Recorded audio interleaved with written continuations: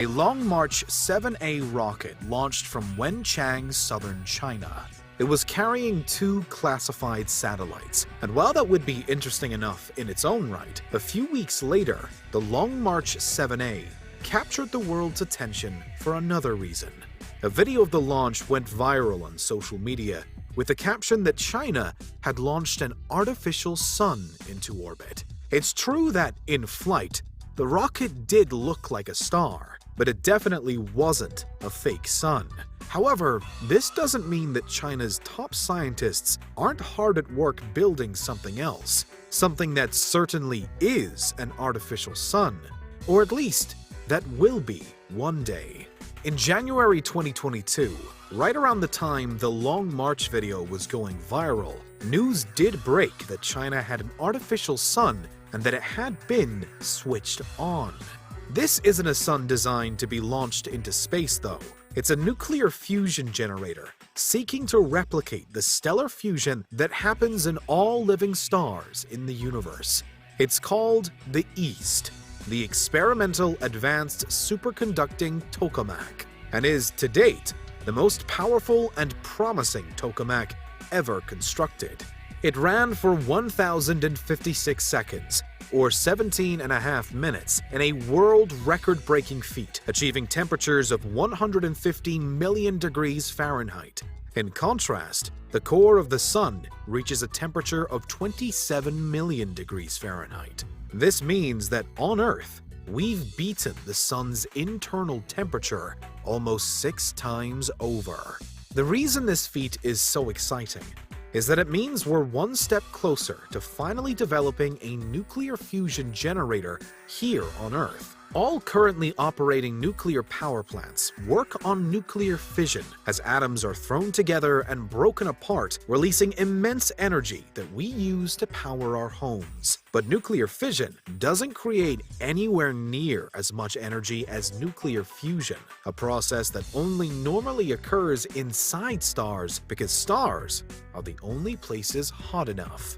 Fusion is the process by which stars burn, taking immense amounts of hydrogen and burning it up, creating helium in the process. That helium then goes on to be fused itself into heavier and heavier elements until the star runs out and ultimately dies.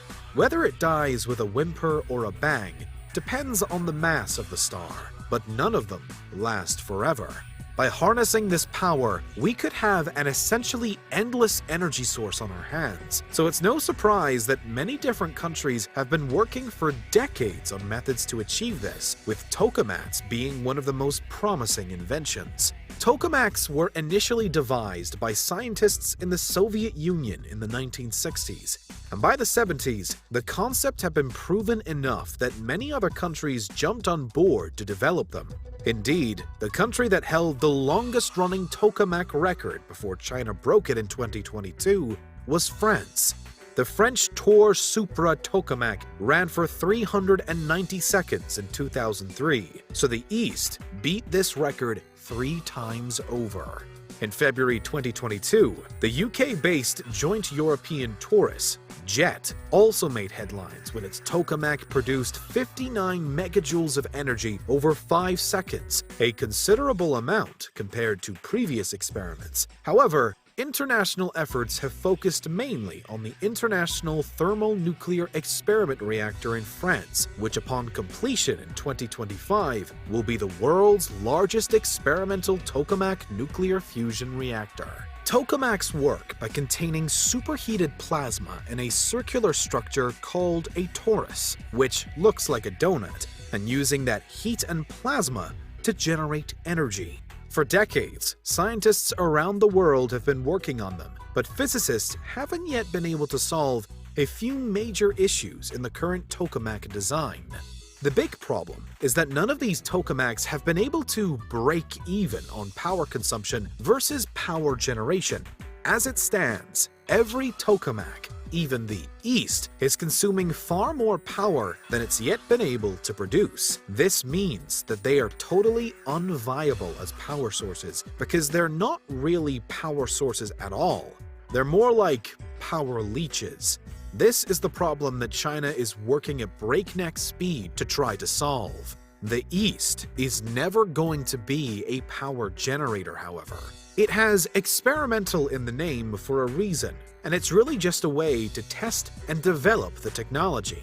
The fact that it's been shattering so many world records is extremely exciting, however, and any advances in this area of science will be great for humanity, regardless of which country is leading the charge. Tokamaks, like nuclear fission, are a form of clean energy, but with even fewer risks than a traditional nuclear power plant. Though technically speaking, nuclear fission is a clean energy source, we all know what happens when something goes wrong. You can end up with an environmental catastrophe of massive proportions, even from only a few mistakes. The world is still grappling with the effects of 1986's Chernobyl disaster and the 2011 nuclear meltdown at Fukushima Daiichi in Japan. But despite the extraordinary temperatures tokamaks reach, they haven't yet shown that they have the same potential for danger. This doesn't mean that danger couldn't present itself, especially when working with such tremendously hot plasma. But tokamak failures, called disruptions, are far less dramatic than meltdowns. The worst one yet merely damaged the wall of the tokamak itself. Most happen because the plasma moves in a way we don't want it to, which means it comes into contact with the walls and immediately begins to cool. However, much like the traditional nuclear power plant, tokamaks are expensive, significantly more expensive due to their experimental nature. The East has cost China $1 trillion so far to develop, and it still hasn't been operational for longer than 17 minutes. The technology needs to get much better so that it can eventually pay for itself and fulfill its ultimate energy potential. But China remains a world leader in green energy in general. While it's true that China produces the most net carbon emissions of any country, almost a third of all of them, it's also got the largest population. Per capita, emissions in China are lower than those in the US, Russia, Japan, Canada, Germany, and many other countries besides. China has been putting hundreds of billions of dollars into green energy solutions in the pursuit of net zero, and it gets closer to this goal every year. As much as people may be concerned about nuclear energy, and despite the huge expense of developing tokamaks, harnessing nuclear fusion is a necessary part of our future. If we're ever going to leave Earth and travel to the distant reaches of the galaxy, we're going to need power sources like this.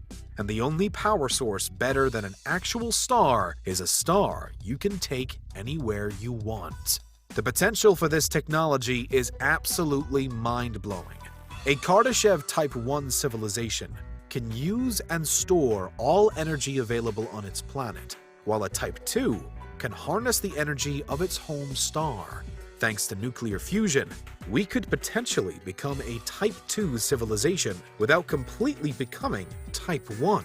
As humankind's power needs continue to grow, extravagant energy solutions like this are going to become more and more important. One day, fossil fuels will run out, and when they do, it's suddenly going to be in many people's best interests to start looking for a power source like a fusion generator. Suddenly, the trillion-dollar expenditure will be nothing compared to the benefit to humans and the potential for profit, especially once tokamaks are finally up and running.